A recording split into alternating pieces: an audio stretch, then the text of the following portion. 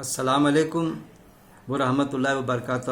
آج ہم سورہ الملک آیت نمبر 1 سے تلاوت، ترجمانی اور اس کی تشریح لیں گے۔ ترجمانی مولانا مرحوم عبدالکریم پاریک صاحب کی، جو ناگپور سے ہیں، ان کی پیش کروں گا میں۔ اعوذ باللہ من الشیطان الرجیم، بسم اللہ الرحمن الرحیم۔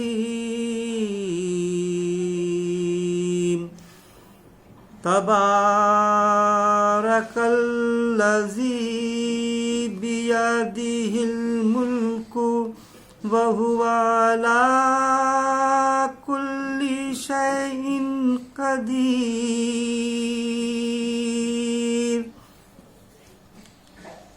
الذی خلق الموت والحیاۃ لیبلوکم ایکم احسن عملا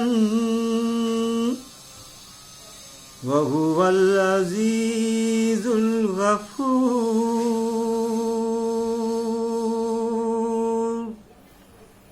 الَّذِي خَلَقَ سَبْعَ سَمَاوَاتٍ طِبَقًا مَا تَرَى فِي خَلْقِ الرَّحْمَنِ مِن تفاوت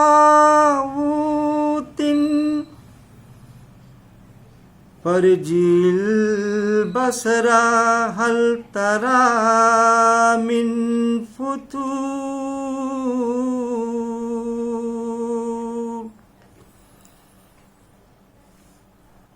ثم ارجع البصر كرتين ينقلب إليك البصر خاسئا وهو حسير،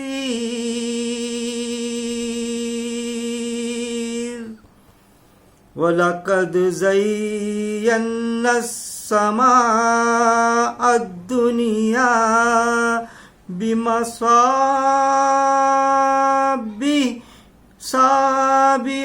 وجعلناها رجوما للشياطين وأعتدنا لهم عذاب السعير،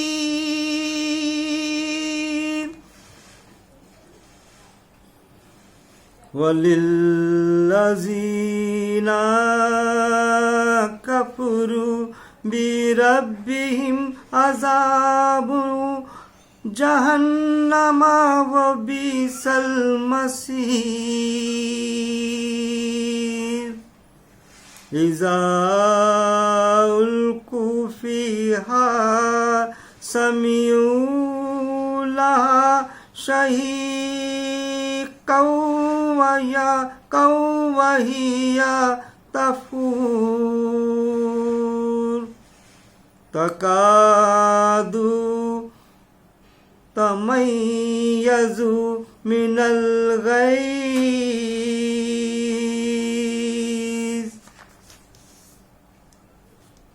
کلما القی فیہا فوج سألهم خزانتها ألم يأتكم نذير،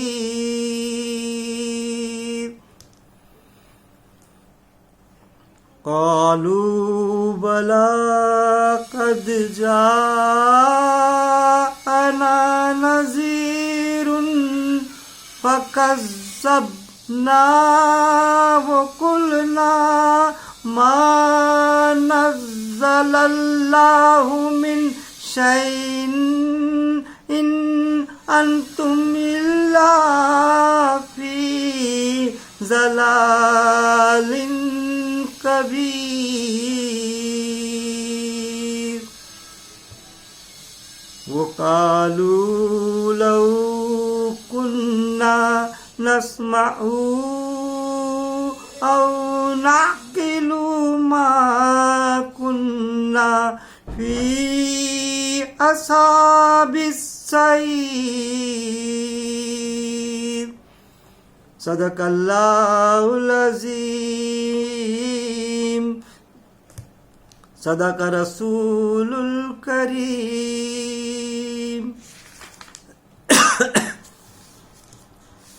ترجمانی۔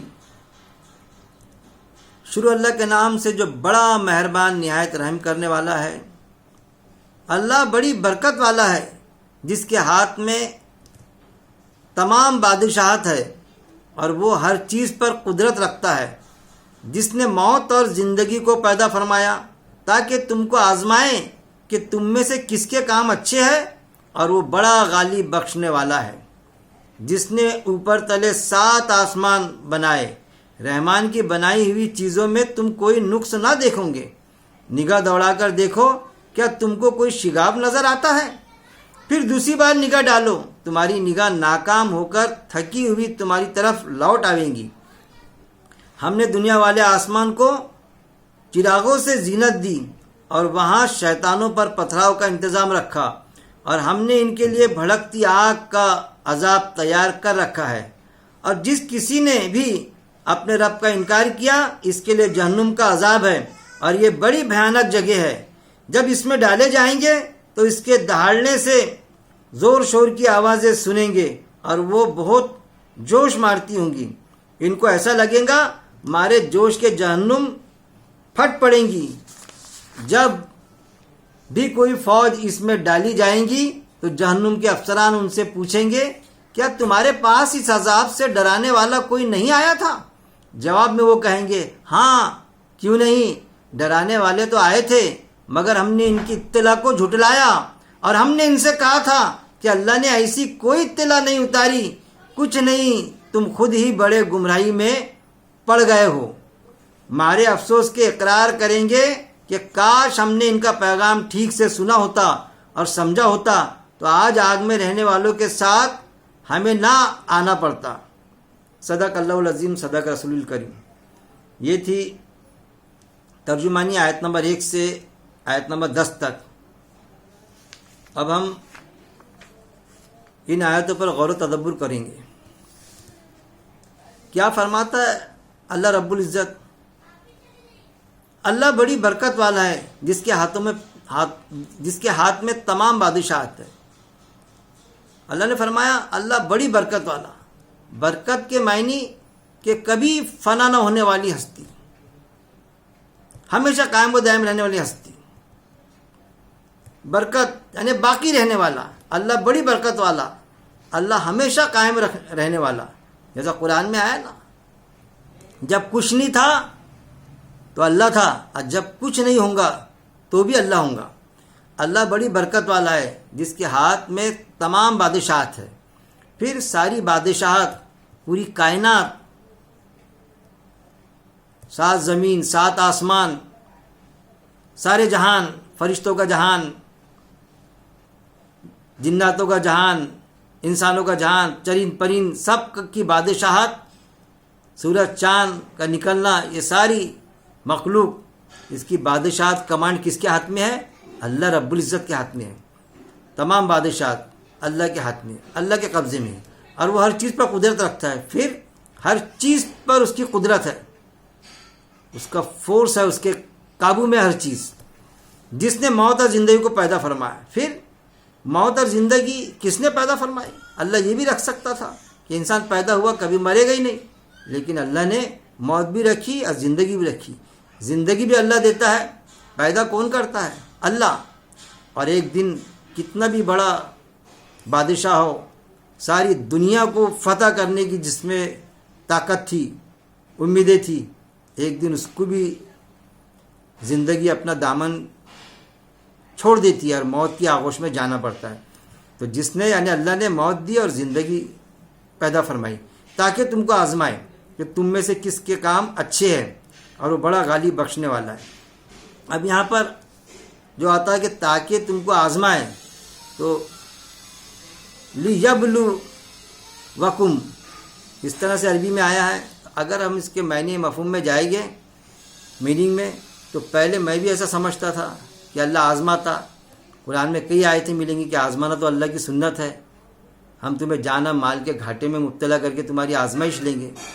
تو اصل میں ہم اگر اس پر غور و تدبر کریں تو پتہ چلے گا کہ آزمانا تو ایسا ہو جائے گا کہ بھائی جیسا معلوم ہی نہیں. کسی کو ہم آزماتے کہ بھائی میں آزما رہا ہوں، تو ہم کو معلوم نہیں ہوتا کہ بھائی وہ اس کا صحیح جواب دیں گا یا غلط جواب دیں گا، یہ کام کرے گا کہ نہیں کرے گا. آزمانا تو نعوذ باللہ کیا اللہ کو اللہ اس لیے آزماتا تھا، آزماتا ہے کہ یہ گویا یہ نیک عمل کریں گا کہ نہیں کریں گا، دیکھنا چاہتا ہے. اللہ کو تو سب کچھ معلوم ہے. تو یہاں اس کے معنی میں ہم کو سوچنا چاہیے، غور کرنا چاہیے کہ آزمانا کے لفظی معنی جو ہوتے تو وہ ہوتے کہ ایک چیز جو ہے جو اللہ نے دی تو اللہ آزمانے کے لیے نہیں، اللہ تعالیٰ وہ چیز لوگوں کو دکھانے کے لیے امتحان میں ڈالتا کہ وہ امتحان میں پڑھ، لوگوں کو دکھے کہ اس کے پاس کچھ مال نہیں تھا لیکن پھر بھی جو تھوڑا بہت تھا اس میں سے لوگوں کی مدد کیا. کچھ مال نہیں تھا لیکن اس کا فزیکل فٹنس تھا تو اپنے ہاتھ پیر کے ذریعے سے لوگوں کو دواخانہ لے جانا، انسانیت کی خدمت کرنا، یہ ساری چیزیں کیے اس نے. کسی کے پاس مال دیا تو مال کا مس یوز کرا، غلط واپر کرا، غریبوں کو نہیں دیا. اوٹ پٹانگ چیزوں میں دارو، شراب، ریس، فیوچر، جوا، اس میں گنوایا مال کو. تو وہ آزمائش نہیں بولنا چاہیے، لوگوں کو دکھانا چاہتا کہ غریب ہونے کے بعد میں ایک فقیر ہے، فقیر ہونے کے بعد میں بغیر دعوت میں جا کے کھانا پسند نہیں کرتا، بھیک مانگ لیتا لیکن بغیر دعوت میں نہیں جاتا. اور ایک سوٹ بوٹ والا بغیر دعوت میں گھس کے کھانا کھا کے آتا. تو وہاں روز آخرت میں وہ جنت میں دکھیں گا فقیر، اور وہ دکھے گا بغیر دعوت میں جانے والا. کیونکہ حدیث موجود ہے بغیر دعوت کے جانا جاتے وقت میں چور ہے، جب کھانا کھا کے نکلے تو ڈاکو ہے، ایسی حدیث ہے. لیکن کتنے لوگ اہتمام کرتے اس چیز کا، جس نے موت اور زندگی کو پیدا فرمایا تاکہ تم کو آزمائے. تو آزمانے کے بارے میں ہم نے یہ آزمانا مطلب ہم یہ لینا چاہیے کہ وہ دکھانا چاہتا لوگوں کو کہ ایک غریب پھر بھی اپنے تقوی اللہ سے ڈر کے کیسے کام کر رہا ہے. ایک امیر چاہے کچھ بھی کر سکتا مال کے ذریعے سے، لیکن اپنے مال کا مس یوز نہیں کرتا، غلط استعمال نہیں کرتا، فضول خرچی نہیں کرتا. اچھی سے اچھی شادی دے سکتا لیکن نہیں میانہ روی کے ساتھ میں، جہاں خرچ کرنا چاہیے وہیں خرچ کرتا. تو یہ چیز ہے آزمانے، مطلب وہ اس کو امتحان میں ڈالنا چاہتا تاکہ لوگوں کو دکھے، نہ کہ اللہ کو معلوم نہیں اور اللہ آزمانا چاہتا، دیکھنا چاہتا. اس طرح سے کہیں بھی یہ آیا تو ہم ویسا نہ لیں گے، اس کی میننگ کو ہم سمجھے تاکہ تم کو آزمائے کہ تم میں سے کس کے کام اچھے ہیں. آزمائی کو لیں گے ہم کہ تاکہ بتائے لوگوں کو کہ دیکھو یہ مجبور بے بس ہونے کے بعد میں کیسا کام کرتا ہے، اور وہ بڑا غالب بخشنے والا ہے. پھر جانے انجانے میں جو غلطی ہوتی ہے اللہ بخش دیتا. بڑا غالب، کس کا غلبہ ہے؟ اللہ کا. ساری حکومت اللہ کی، ساری بادشاہت اللہ کی، سب چیزوں پر اللہ کا غلبہ ہے. اللہ کے مرضی کے بغیر ایک تنکا بھی ہل نہیں سکتا، ایک پتہ بھی نیچے نہیں گر سکتا. جس نے اوپر تلے 7 آسمان بنائے، رحمان کی بنائی ہوئی چیزوں میں تم کوئی نقص نہ دیکھو گے.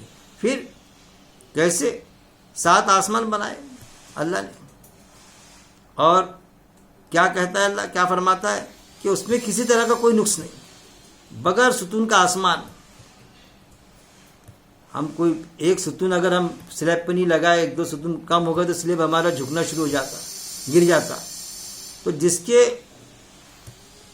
جس نے اوپر تلے 7 آسمان بنائے، رحمان کی بنائی ہوئی چیز میں تم کوئی نقص نہ دیکھو گے. ہر چیز اتنی پرفیکٹ کہ کسی طرح کا کوئی نقص نہیں. انار کے دانے اتنے پرفیکٹ کہ اگر ایک بار انار کے دانے ہم نکال لو اس طرح سے ہم جما نہیں سکتے. زیبرے کے پٹے اتنے پرفیکٹ کہ اتنا پرفیکٹ کوئی رنگوں کو سیٹ اپ دے نہیں سکتا. تو بغیر نقص کے نہ دیکھو گے. نگاہ دوڑا کے دیکھو کہ کیا تم کو کوئی شگاف نظر آتا ہے آسمان میں اگر ہم نگاہ دوڑا کے دیکھیں تو کہیں پر کوئی شگاف نظر نہیں آتا. ہم ایک معمولی منڈپ بناتے کسی فنکشن میں تو کہیں نہ کہیں جھوڑ رہ جاتا، جھریاں رہ جاتی. لیکن آسمان میں کوئی شگاف نہیں. پھر دوسری بار نگاہ ڈالو, تمہاری نگاہ ناکام ہو کر تھکی ہوئی تمہاری طرف لوٹ آئے گی. پھر اللہ مزید فرما رہا ہے کہ تم بار بار دوسری بار نگاہ ڈالو, غور سے دیکھنے کی کوشش کرو کہ کہیں غلطی ہے کیا آسمان میں. تو ہماری آنکھیں چندلا جائیں گی, اوجھل ہو جائیں گی ہماری, اور نگاہ پلٹ کے نیچے آئیں گی, لیکن ہم کوئی نقص نہیں نکال سکیں گے اللہ کے آسمان میں بھی اور کسی چیز میں بھی. ہم نے دنیا والے آسمان کو چراغوں سے زینت دی. پھر دنیا والا جو آسمان ہے, ہمارے سر پہ جو آسمان دکھتا, تو اگر سادہ رہتا تو ایسا لگتا کچھ کمی واقع. تو اتنا اچھا بنایا, چاند تارے, جھلمل تارے جو خوبصورتی کو بڑھاتے. ایسی خوبصورتی کہ ہمارے گھر میں یا منڈپ میں کوئی فنکشن کا ڈیکوریشن کرتے تو وہ تارے وہ جو ہوتے ہیں اس طرح کے ڈیکوریشن لگاتے آسمان کا, اور پھر وہ کچھ دن رہتا خراب ہو جاتا. اور یہ برسوں برس سے آسمان پر جو اللہ کا لگایا ہوا ڈیکوریشن جو کبھی فنا نہیں ہوگا, بس قیامت کے دن اللہ فنا کرے گا. کوئی کتنی بھی کوشش کرے, کتنی بھی بمباری کر دے, اس کو فنا نہیں کر سکتا. اللہ نے جو دنیا کا جو آسمان دکھتا ہم کو اتنا بہترین, اور ہم بناتے تو ارے بھائی اوپر مت چڑھو, ارے وہ لائٹ بند ہو جائیں گی, اوپر مت چلا, اس کی چمک ختم ہو جائیں گی. کچھ دن رہتا اور پھر فنا ہو جاتا. تو انسان کی بنائی ہوئی چیز ایک دن فنا ہوتی ہے, اللہ کی بنائی ہوئی چیز کبھی فنا نہیں ہوتی. لیکن اللہ قیامت کے دن اس کو فنا کرے گا, ساری کائنات کو درہم برہم کر دے گا. ہم نے دنیا والے آسمان کو چراغوں سے زینت دی اور وہاں سے شیطانوں پر پتھراؤ کا انتظام رکھا. پھر جو جنات ہوتے تو وہ کوشش کرتے اوپر جانے کی, اوپر کی مجلس کی باتیں سننے کی, تو وہاں پر ان کو انگار کے گولے پھینکے جاتے, فرشتے پھینکتے. اس طرح کا انتظام اللہ نے کیا کہ وہ اوپر کی مجلس کی کوئی باتیں سن بھی نہ سکے. ہم کو دکھتا نا کبھی کبھی آسمان پر ایسا چنگاری جیسی نکلتی ہوئی, ہم کہتے ہیں تارا ٹوٹا, تو اصل میں وہ اللہ کا انتظام ہے جو کسی کو وہاں نہ انسان جا سکتے. ارے وہ پہلے آسمان پر تو نہیں جا سکتے, جو پہلا آسمان ہے اس کے جو چاند پر گئے, اس کے بعد میں مریخ پر ابھی تک کے جانے کی کوشش کرے, جا نہیں سکتے. جو پہلے آسمان کی سیکورٹی میں ہے وہ, اس کے بعد میں تو 6 اور ہے.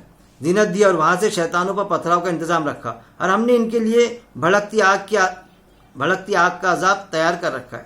اب جو اللہ کی بات کو ماننے کو تیار نہیں, جو انکاری ہے, کسی بھی طرح کے انکاری, یا تو ڈائریکٹ انکاری یا ماننے کے بعد میں عمل کرنے سے انکار کرنا, تو گویا کہ وہ کافر کی کیٹیگری میں آئیں گے. تو ان کے لیے کیا ہے, بھڑکتی ہوئی آگ, دوزخ کی آگ تیار ہے بالکل ان کے لیے. مطلب ابھی جیسا چولہا ہے نا, ابھی بھڑکا ہی نہیں گیا, چولہا تیار ہے. کیونکہ قرآن میں آیا جب دوزخ بھڑکا دی جائیں گی, جب جنت قریب کر دی جائیں گی, تو کب بھڑکیں گی, روز آخرت میں جب حساب کتاب ہوگا نا بعد میں. کیونکہ جب چولہا ہمارا ریڈی رہتا سارا مٹیریل کے ساتھ میں, لیکن جب ہم پکانا شروع کرتے نا اس وقت میں بھڑکاتے چولہے کو, کہ اس ٹائم پہ بھڑکتا تو پھر صحیح آنچ دیتا, پھر وہ کھانا برابر بنتا. تو ایسا انسانوں کو پکانے کے لیے, ان کے عذاب کے لیے اس وقت میں آگ بھڑکائی جائیں گی. بھڑکتی آگ کا عذاب تیار کر رکھا ہے. اور جس کسی نے بھی اپنے رب کا انکار کیا اس کے لیے جہنم کا عذاب ہے. پھر جس نے بھی رب کا انکار کیا, اللہ کا انکار کیا, ایک تو یہ انکار کہ جیسا ناستک لوگ دہریے اللہ ہی نہیں ہے, بس دنیا چل رہی ہے اسی, یا پھر ایسے لوگ کہ اللہ کو تو مانتے لیکن اللہ کی ماننے کو تیار نہیں ہے. قرآن کی بات, ایک اللہ کو مان لینا کافی نہیں ہے, اللہ کی بھی ماننا چاہیے جو قرآن میں موجود ہے. اللہ کی بات کہاں موجود ہے, قرآن میں موجود ہے. اور جس کسی نے بھی اپنے رب کا یعنی اللہ کا انکار کیا اس کے لیے جہنم کا عذاب ہے. اس کے لیے کیا ہے, جہنم کا عذاب تیار ہے. اور یہ بڑی بھیانک جگہ ہے. اور جہنم کیا ہے, بہت بھیانک خطرناک جگہ ہے. جو اس میں جائیں گے تو قرآن میں لکھا ہے 25-30 آیتیں ہیں, خالدون ابدن, دوزخ میں سے جہنم میں سے نکلنے کی کوئی ویوستھا ہے ہی نہیں. جب اس میں ڈالے جائیں گے تو اس کے دہاڑنے سے زور و شور کی آوازیں سنیں گے اور وہ بہت جوش مارتی ہوں گی. جب اس میں ڈالے جائیں گے تو دہاڑنے کی آواز, زور شور کی آواز ان کو سنائی دیں گی, آوازیں سنیں گے اور وہ بہت جوش مارتی ہوں گی. اور وہ جہنم بہت جوش مارتی ہوں گی کہ اب آئی میری خوراک, اتنے دن سے میں پیاسی تھی, میری خوراک تو یہ تھی جن کو عذابات ملنے والے ہیں. تو ایسا دہاڑیں گی, وہ جوش ماریں گی دبوچنے کے لیے, جلانے کے لیے ان کو, کافروں کو. کافر وہی کہ جو ایمان کا دعوے دار کرتا اور عمل سے خالی. کافر وہ جو اللہ کو ماننے کو تیار نہیں. کافر وہ جو مانے تو صحیح لیکن اللہ کے ساتھ میں اور دوسروں کو بھی مانے، شرک بھی کرے، کافر وہ، یہ ساری کیٹیگری ہے۔ جو اللہ کو مانے، چپ چپ مانے، ادھر مانے اللہ کو، ادھر جائے لوگوں کے پاس میں تو ان کو مان لے۔ منافق ادھر ایمان والوں کے پاس میں آئے تو کہے کہ میں ایمان والا ہوں، ادھر گئے تو میں مذاق کر رہا تھا نا۔ منافق یہ سب انکار کے کیا ہے؟ کسی بھی صورت میں اللہ کا انکار کرنا۔ ان کو ایسا لگے گا مارے جوش کے جہنم پھٹ پڑیں گی۔ کیسا لگے گا ان کو کہ ارے جہنم کتنی خطرناک آوازیں آ رہی اس میں، اتنی جوش میں ہے کہ یہ تو پھٹ پڑیں گی۔ جب جہنم پھٹ پڑیں گی تو کیا ہمارا کیا حال ہوگا، ایسا سوچیں گے وہ۔ جب کتنا گھبرائیں گے، مطلب جب بھی کوئی فوج اس میں ڈالی جائیں گی تو جہنم کے افسران ان سے پوچھیں گے کیا تمہارے پاس اس عذاب سے ڈرانے والا کوئی نہیں آیا تھا؟ پھر اللہ نے فرمایا جب بھی کوئی فوج، یعنی ایسا نہیں کہ کوئی ایک ہی انسان، ایک ہی کیٹیگری کے چور چور چور، ڈاکو ڈاکو ڈاکو، زانی زانی زانی، ایسی رہیں گی نا فوج، پوری اجتماعیت رہیں گی نا وہاں پر، تو سب ایک ساتھ جائیں گے نا وہاں پر، کوئی ایک تھوڑی جائے گا۔ ایک زانی چلے گیا زنا کرنے والا تو دوسرا جائیں گا ہی نہیں، ایک چور چلے گیا یا ایک دو چور چلے گئے یا پھر کوئی غیبت کرنے والا، ارے کئی رہیں گے غیبت کرنے والے۔ اس لیے قرآن میں ایک جگہ آتا کہ اللہ جہنم سے پوچھیں گا کہ کیا تو بھر گئی؟ تو وہ کہیں گی نہیں اور آنے دو۔ کوئی یہ نہ سمجھے جیسا فلم ہو جاتی نا، جاتے تھیٹر میں ہم تو کیا کریں بھائی، ٹکٹ نہیں ملی، ہاؤس فل ہو گئی تھی۔ میں تو آپ کو بتانے والا تھا پکچر، میں نے وعدہ کیا تھا کہ میں پکچر بتاتا، آپ گئے وہاں پر تو ٹکٹ ہی نہیں ملی، فلم تو ہاؤس فل ہو گئی۔ تو وہ چیز ہے کہ کوئی یہ نہ سمجھے کہ جہنم بھی ہاؤس فل ہو جائیں گی اور بچ جائیں گا دوزخ میں جانے سے، اور آنے دو۔ جہنم کہیں گی تمہارے پاس اس عذاب سے ڈرانے والا، جب بھی کوئی فوج اس میں ڈالی جائیں گی تو جہنم کے افسران ان سے پوچھیں گے کیا تمہارے پاس اس عذاب سے ڈرانے والا کوئی نہیں آیا تھا؟ تو جہنم کے افسران جو رہیں گے، فرشتے پوچھیں گے کہ آپ جہنم میں جا رہے ہیں تو آپ کے پاس میں کوئی ڈرانے والا نہیں آیا تھا؟ کیا جواب دیں گے اس وقت میں؟ کوئی جواب نہیں۔ اللہ کے رسول صلی اللہ علیہ وسلم، آپ صلی اللہ علیہ وسلم کے پہلے بھی ڈرانے والے انبیاء اکرام آ چکے، آخری نبی آپ صلی اللہ علیہ وسلم بھی آ چکے، ان کے بعد میں بھی کتاب قرآن محفوظ، اللہ کے بندے ہیں ایمان والے جو ڈرا رہے ہیں، آج بھی پوری انسانیت کو ڈرا رہے ہیں، اور خصوصی طور پر جو ایمان والے ہیں ان کو بھی ڈرا رہے ہیں کہ دیکھو ڈرو، یہ مت سمجھو کہ دوزخ میں جائیں گے اور نکل جائیں گے، لیکن بنا کے رکھے یہود و نصرانیوں کا عقیدہ کہ دوزخ میں جائیں گے، یا تو دوزخ میں جائیں گے نہیں لیکن جائیں گے تو نکل جائیں گے، آپ سے ہم سفارش کر لیں گے، ایک حافظ بنا دو، ایک عالم بنا دو، ہماری 7 پیڑھی سفارش کر لیں گا یا 300 لوگ نکال لیں گا۔ تو یہ ساری چیزیں قرآن سے ٹکرانے والی ہمارے عقیدے کا جز بنی ہوئی ہے، ہمیں سوچنا چاہیے اس پر۔ جواب میں وہ کہیں گے، جب وہ کہیں گے کوئی ڈرانے والا نہیں آیا تھا آپ کے پاس میں، جواب میں وہ کہیں گے ہاں کیوں نہیں، ڈرانے والے تو آئے تھے مگر ہم نے ان کی اطلاع کو جھٹلایا۔ کیا کہیں گے وہ؟ وہاں تو جھوٹ بول ہی نہیں سکتے، ہاں ڈرانے والے تو آئیں گے لیکن آئے تھے، ڈرانے والا نہیں ڈرانے والے آئے تھے، بلکہ کہ کوئی ایک ڈرانے والا نہیں، ایک نے تو ڈرا دیا تھا، پھر بعد میں دوسرا بھی آیا، الگ الگ انداز سے لوگ ہم کو سمجھاتے تھے، قرآن کی بات ڈراتے تھے کہ دیکھو ڈرو، قیامت سے ڈرو جو اچانک آئیں گی، پلک جھپکتے آئیں گی۔ لیکن ہمارا ایمان تھا کہ اچانک کیسی آئیں گی، پہلے عیسیٰ السلام آئیں گے، اس کے بعد میں قیامت آئیں گی، عیسیٰ السلام کے آنے کے بعد میں تو ڈرنے کا سوال ہی پیدا نہیں ہوتا۔ پھر ابھی عیسیٰ السلام تھوڑی آئے، ابھی تو قیامت آ ہی نہیں سکتی، اللہ کہتا اچانک آئیں گی۔ تو یہ ہے جو قرآن میں موجود نہیں، ایسے عقیدے بنا لینا۔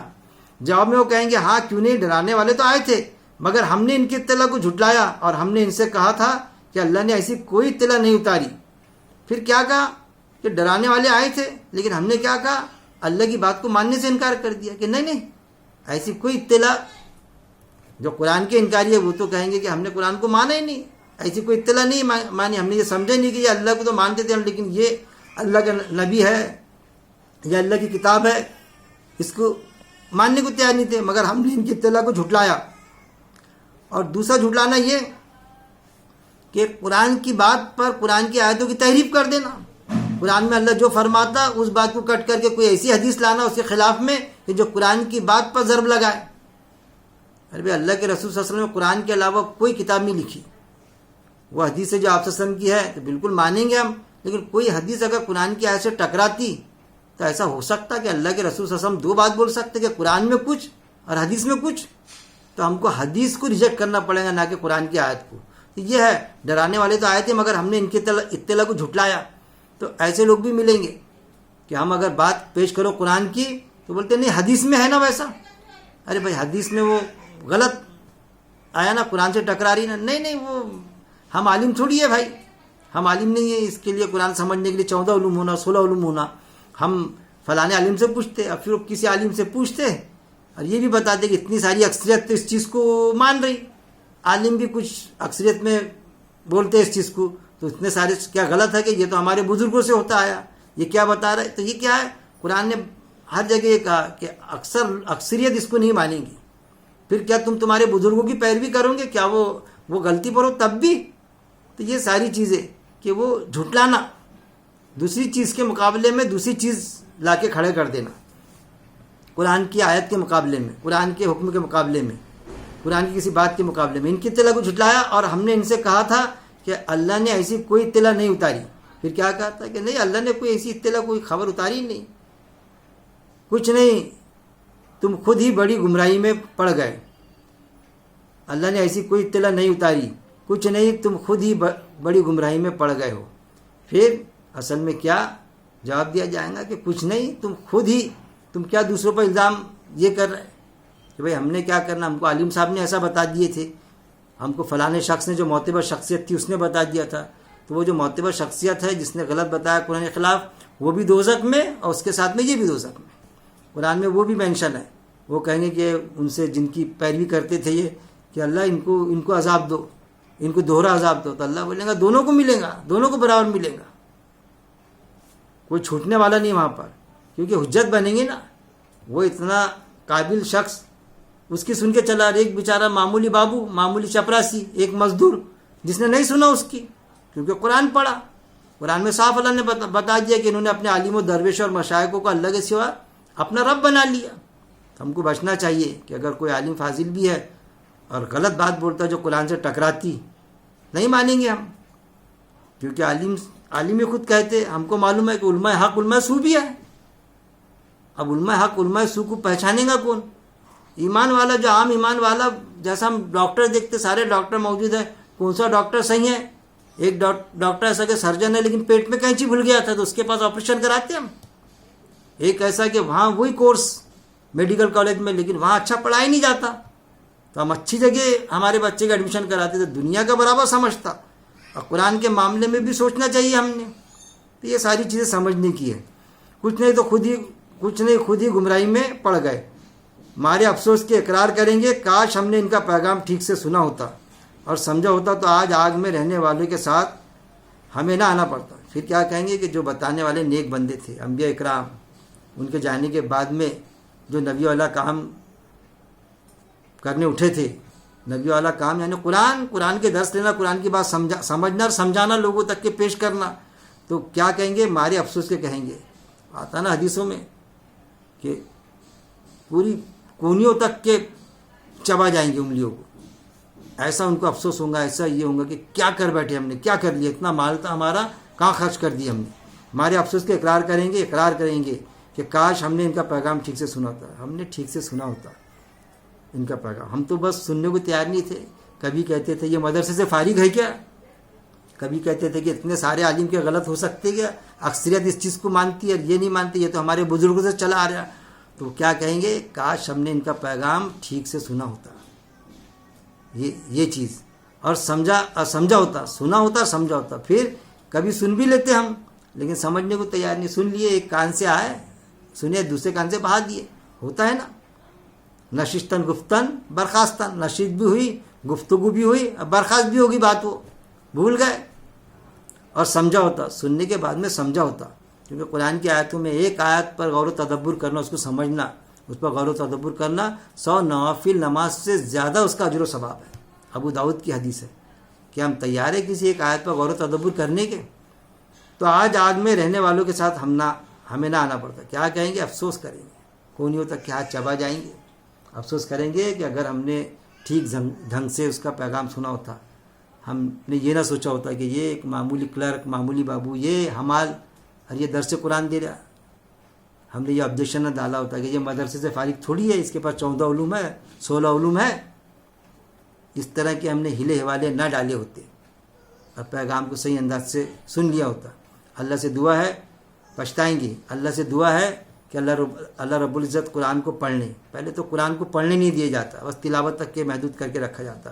قرآن کو پڑھنے، اس کو سمجھنے، اس پر غور و تدبر کرنے کی ایک آیت پر، اور غور و تدبر کے بعد میں اس پر عمل کرنے، اور عمل کے بعد میں اس عمل پر موت تک جمے رہنے کی میرے مالک توفیق دے. آخر دعوانا ان الحمدللہ رب العالمین.